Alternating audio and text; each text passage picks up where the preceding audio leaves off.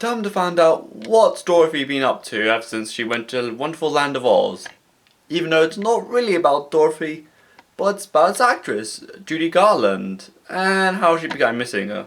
Hello, my name is Elijah Ross and today's review is Judy. The story is, it's about Judy Garland in her final years of her life when she became a singer and is doing a residence tour in London. While she has to, of course, look after her kids even though she's far away from them, and that she has to deal with depression, anorexia, alcoholism and drug dependencies. And also looks at his life, particularly when she was an actress, where she had to go through some pretty controlling, somewhat really difficult to work with producers. And it shows him at his and her many husbands, including one she married in the movie.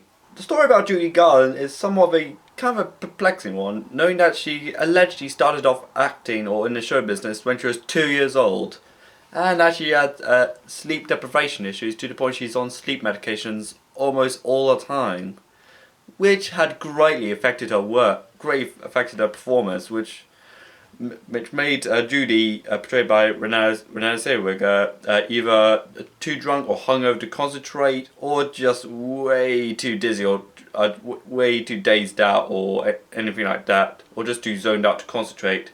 Down a point, he begins making, say, "I could do a good show," while falling on her legs, and taking a joke about bar drinking too far, in front of an audience. It's really interesting, and it's kind of like The Artist and the movie that I watched earlier this year, Rocket Man, where it's kind of basically this artist who was either almost washed up or pretty much washed up and trying to make a comeback, which involves this tale of self-sabotage, either through like a lot of drinking, a lot of drug taking, with it's a lot of sleeping medications and a lot of alcohol. Renee Zellweger's acting as Judy Garland is brilliant in this movie. I think she just really nailed that California nasally accent really well. The plotline is basic at best, and the script is pretty good, I guess. But the acting of Renee Zellweger pretty much sold it for me.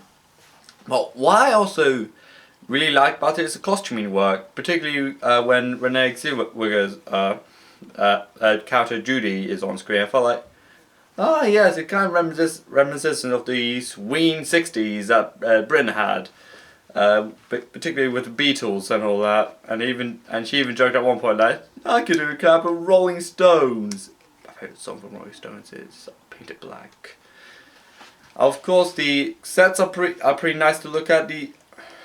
Of course, it really demonstrated her struggles really well when she has severe sleep deprivation issues. When you saw her looking like she had severe anorexia issues.